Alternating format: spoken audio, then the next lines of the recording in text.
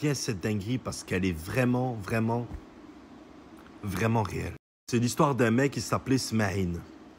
En fait, Smaïn, si tu veux, il a rencontré une meuf sur un site de rencontre. Je ne citerai pas le nom de ce site. Un indice, c'est comme un Kinder. Mais il n'y a pas la surprise dedans. En fait, Smaïn, il rencontre cette fille sur ce site. Ils discutent ensemble. Et cette fille, si tu veux, tu sais, elle était grave intéressée par lui et tout. Et Smaïn, il avait trop envie de la voir. Du coup, Smaïn lui propose un rendez-vous. Et cette meuf, elle habite à côté d'un village, près de Toulouse. Je ne sais pas si vous connaissez un peu. Près de Toulouse, c'est à côté de Montauban, là-bas. Et du coup, Smaïn, qu'est-ce qu'il fait? Il y va. Premier rendez-vous, il dit à son pote, j'y vais, nanana, tout ça. Il a pris sa voiture, il s'est fait beau gosse, il s'est fait frais, il est parti. Donc, il prend la route, il part là-bas. Et elle lui donne l'adresse pour venir le récupérer directement. Donc, Smaïn, il dit, vas-y, carré, impeccable, c'est bon, je vais la récupérer directement chez elle. Il est au téléphone avec son pote. Il dit, ouais, j'arrive dans 10 minutes. Et là, il voit qu'il commence à prendre des chemins un peu bizarres après Montauban, là-bas, dans la campagne. Il commence à prendre des routes un peu bizarres, des routes de forêt, des routes de campagne. Et là, le réseau, il commence un peu à partir en cacahuète. Il dit à son pote, je t'entends très mal et tout. Son pote, il a dit, vas-y, mais Intec, fais gaffe parce que tu me dis ta route, elle est pas bien. La route, elle est chelou et tout. Mais fie-toi, c'est pas un guet-apens le truc. Smaïn, il dit, franchement, t'inquiète même pas. J'ai ce qu'il faut si c'est un guet-apens. Il avait pris des capotes avec lui. Donc, à moins de leur faire des ballons, les gonfler, leur faire des ballons en mode joyeux anniversaire chez McDo le mercredi après-midi, je vois pas ce que tu vas faire de plus, Smaïn. Donc, du coup, il arrive, il prend un chemin de terre et il se dit, putain, l'adresse, elle me ramène jusque-là. Et il arrive, en fait, il n'y a rien autour. C'est vraiment la campagne. Il arrive à un moment donné dans une propriété où il y a un grand portail immense. Dès que la voiture, elle arrive, dès que la voiture, elle se met devant le portail, Smaïn, tu sais, il voit que c'est noir tout autour de lui. Il l'appelle. Le réseau passe très mal. Il lui dit, je suis là. Et là, d'un coup, le portail s'ouvre. Elle lui envoie un message et lui dit, viens me récupérer devant la maison. Smaïn dit, vas-y, j'y vais. Et il y va. Donc, il roule. Et c'est long. Donc là, il regarde dans le rétro, il voit le portail se refermer. Mais c'est vraiment des champs noirs, qui fait noir de malade. Donc il met ses pleins phares, il roule. Et il arrive devant cette grande maison. C'est limite un château, le truc. Tout ça, il est grandes maisons, comme les maisons que t'as à la Star Academy. Je ne sais pas si vous en souvenez. C'était une maison comme ça. Oh, tout éteint. Bon, Smaïn, il voit la fille, elle est devant la maison. Donc, Smaïn, il est là, il s'arrête, il sort de la voiture, il lui dit, tu vas bien et tout. La fille, elle lui dit, ça va et toi? Ouais, ça va. Smaïn, il lui dit, putain, il lui dit, c'est paumé chez toi. Elle lui dit, ouais, je sais. Bon, du coup, ils montent dans la voiture, ils bougent, ils vont manger ensemble, ils passent la soirée et tout, ils dahak et tout se passe très très bien. Mais elle est très mystérieuse sur sa vie. Smaïn, quand il est revenu sur Toulouse voir son pote, il lui a dit, franchement, frérot, j'ai passé une bonne soirée et tout. Bon, ils n'ont rien fait ensemble, hein, mais il lui a dit, franchement, j'ai trouvé mystérieuse, très mystérieuse.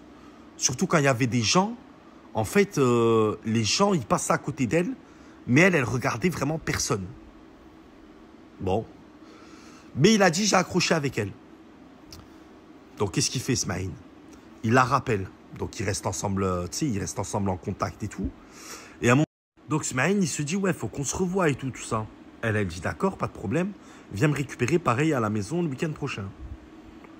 Smaïn, il dit, est-ce qu'il y a tes parents qui nous voient quand je viens te récupérer en bas de chez toi et tout? Elle dit, non, ils sont pas là, ils sont à un mariage.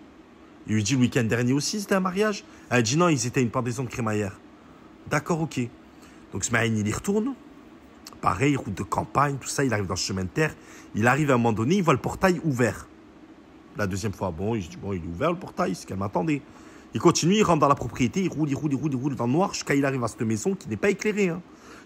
Il arrive à cette maison et il voit que les volets, ils sont... Tu sais, ils sont bizarres, les volets de la maison. Tu sais, ils sont tous fermés, mais bizarres. Et Smaïn, il la voit, elle est là, assise sur les marches. Et il se met devant avec la voiture, il lui met les pleins phares, il lui fait des appels de phare pour lui dire, vas-y, viens. Parce que Smaïn, il flippait quand même là-bas, tu vois, c'était un peu angoissant. Et elle, en fait... Elle est là, elle a la tête baissée. Il n'arrête pas de lui faire des appels de phare. Elle a la tête baissée comme ça, elle est assise. Il fait des appels de phare, Et il dit, putain, mais elle n'a pas de réaction, quoi. Il sort de la voiture, mais il sort juste sa tête. Parce qu'il s'est méfié. Il s'est méfié. Il s'est méfié. Il sort sa tête de sa voiture, il lui dit oh, tu viens? Elle lui dit, tu sais, elle lève sa tête comme ça, elle lui dit on n'avait pas rendez-vous. Il lui dit pardon? Il lui dit mais si, on était au téléphone et tout. Elle lui dit on n'avait pas rendez-vous. Elle lui dit sors tout de suite d'ici. Je te le conseille. Il lui dit pourquoi tu dis ça? Il lui dit tu menaces? Elle lui dit je te le conseille. Sors d'ici, je te le conseille. Elle lui dit pars en marche arrière. N'aie même pas le temps de faire demi-tour. Smaïn, il est là, mais il voit qu'elle a les yeux, ils sont vraiment en mode... tu sais, en mode... Smaïn, il rentre dans sa voiture, il tape la marche arrière, il recule la balle. Et quand il recule, il a la caméra de recul dans sa voiture. Donc la caméra de recul, tu vois ce qu'il y a derrière. Et il voyait derrière des gens passer. Donc à chaque fois, il tapait des coups de frein, mais il n'y avait personne.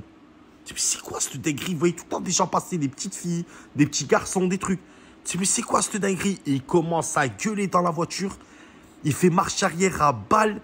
Il rentre sur la pelouse et il part en marche avant. Il arrive au portail fermé. Et là, il sort de la voiture. Il sort une lame et il commence à crier. Il met son flash et il commence à crier. Il dit venez, je vous attends, nanani, tout ça et tout. Et là, le portail, il s'ouvre.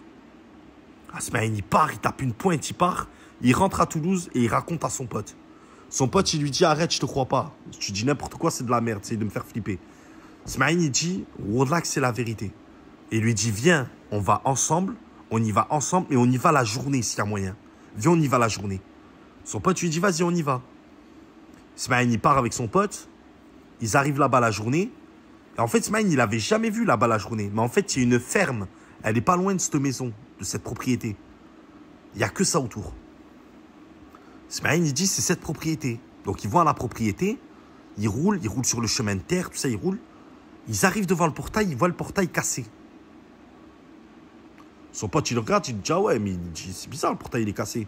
Asmaïn lui dit, wallah, hier, il n'était pas cassé cette nuit. Donc, il roule, il rentre dans la propriété, il roule. Il arrive à la grande maison. Et là, il s'arrête et il voit les volets cassés. Maison dépravée, comme si elle est plus habitée depuis des années. Son pote, il sort de la voiture. Il dit à Smaïn, viens, on fait le tour. J'ai l'impression que cette maison, elle n'est pas habitée. Smaïn, il dit, ouais, j'ai l'impression aussi. Smaïn, à ce moment-là, il faisait une attaque de panique. Donc, il a dit à son pote, je reste dans la voiture. Wallah, je fais pas le tour de la maison. Son pote, il dit, vas-y, laisse-moi, je vais faire le tour de la maison. Il dit, vas-y. Son pote, il fait le tour de la maison. Il va derrière. Il voit qu'il n'y a rien. C'est un champ, tu sais, mais il n'y a rien. Tu vois, c'est... Et il voit rien. Il voit vraiment rien. Il voit juste un arbre derrière la maison. Et c'est ça qui est bizarre. Un arbre avec une robe pendue sur l'arbre. Une robe pendue sur une branche. Il fait le tour. Il revient à la voiture en courant. Il dit, frérot, il dit, j'ai vu une robe rouge pendue sur l'arbre, sur la branche. Il lui dit une robe rouge. Il lui dit, est-ce que cette robe rouge, il lui dit, est-ce qu'elle avait du noir là et là? Il lui dit, ouais. Il lui dit, c'est la robe qu'elle a mis aux 2 rendez-vous. Le pote, il dit, mais c'est quoi cette dinguerie? Il lui dit, mais qu'est-ce que tu me racontes? Il lui dit, il y a une ferme juste à côté là-bas. Viens, on y va, on va voir les gens qui habitent dans la ferme. Ils prennent la voiture, ils partent à la ferme. Ils arrivent à la ferme, ils toquent chez le fermier. C'est un vieux gars, mais vieux, hein. Il a plus sa femme, plus ses enfants et tout. Il ouvre la porte, il dit oui. Il dit bonjour monsieur. Il dit en fait on vient parce que je connais la fille qui habite dans la maison là-bas avec ses parents. Il dit, et le fermier lui dit quelle fille? Il dit ben vous savez la maison, la grande propriété à côté. Il dit mais la propriété à côté elle est plus habitée depuis 1946 après la Seconde Guerre mondiale. Smaïn, il dit, mais arrêtez, il dit, qu'est-ce que vous racontez? Je connais la fille, j'ai eu rendez-vous avec elle 2 fois. Et il dit, comment elle était la fille? Il lui dit, brune, avec des lunettes, très mignonne. Il dit, Mélanie. Il dit, oui, c'est ça, Mélanie. Il dit, ah, vous avez connu Mélanie? Il lui dit, bah oui, j'ai connu Mélanie. Il dit, mais Mélanie est morte. Smaïn, il est tombé dans les pommes. Enfin, presque, il perdait connaissance. Le fermier les a fait rentrer dans la maison. Chez lui. Bon, il lui a donné verre d'eau, tout ça et tout, et il leur explique. Il leur dit, écoutez, cette ferme, elle est inhabitée Depuis 1946, enfin cette propriété. Il dit, si vous voulez, Mélanie a été tuée par ses parents. On soupçonne qu'elle a été tuée, qu'elle a été pendue dans l'arbre qu'il y a derrière. Ouah, le pote Asmaïn, il dit, mais attendez, mais la robe rouge que j'ai vue pendue sur l'arbre et tout. Il dit, c'est exactement ça. Il dit, c'est la robe qu'elle portait ce jour-là. Il dit, mais attendez, il dit, on est dans une série, dans un film. Il a dit, mais c'est quoi ce dinguerie? Il a dit, pourquoi la mairie, ils font rien? Il dit, parce que la propriété, elle a été classée, je sais pas quoi, truc, Zama, sur un terrain inondable, ou je sais pas c'est quoi le délire et tout, et ils veulent pas toucher à ce terrain, parce que le fermier, il a des parts sur ce terrain. Mais le fermier, il dit, il y a une chose qui m'intrigue, par contre. Il dit, vous, jeune homme, vous n'êtes pas le premier à avoir rendez-vous avec Mélanie. Smaïn, il dit, comment ça? Il lui dit, elle sévit sur certains sites de rencontres, mais elle n'est pas réelle.